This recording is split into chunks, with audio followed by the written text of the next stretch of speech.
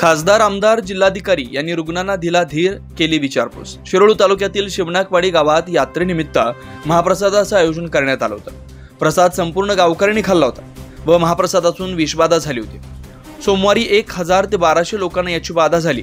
सध्या इंदिरा गांधी रुग्णालय व शिवनाकवाडी येथे सर्वांवर उपचार सुरू आहेत। तर आज खासदार धैर्यशील माने, आमदार राहुल आवाडे, जिल्हाधिकारी अमोल येडगे, जिल्हा प्रमुख रवींद्र माने यांनी रुग्णांची विचारपूस केली व धीर दिला। यावेळी डॉक्टर्ससह पदाधिकारी मोठ्या संख्येने उपस्थित होते। शिवनाकवाडीमध्ये झालेल्या परिस्थितीवर कंट्रोल मिळवण्यामध्ये प्रशासनाला यश आलेलं आहे। आतापर्यंत 700 पेक्षा दरम्यान या ठिकाणी केसेस आढळल्या। त्यांना योग्य तो उपचार देण्यामध्ये सर्व यंत्रणा या ठिकाणी गुंतलेली आहे।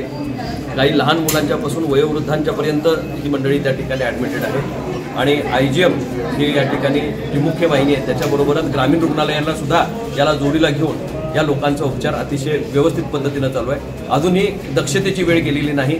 आम्ही योग्य ते नियोजन करण्यासाठी म्हणून सूचना या ठिकाणी प्रशासनाला दिल्या। आजूबाजूच्या गावातील आशा आणि इतर स्टाफ त्यांनी घरोघरी जाऊन सर्वे केलेला आहे, काल केलेला आहे, आजही करणार आहेत, उद्याही ते करणार आहेत आणि अजून कुणी जर मागे पेशंट राहिला असेल ते सुद्धा तपासलं जाणार आहे।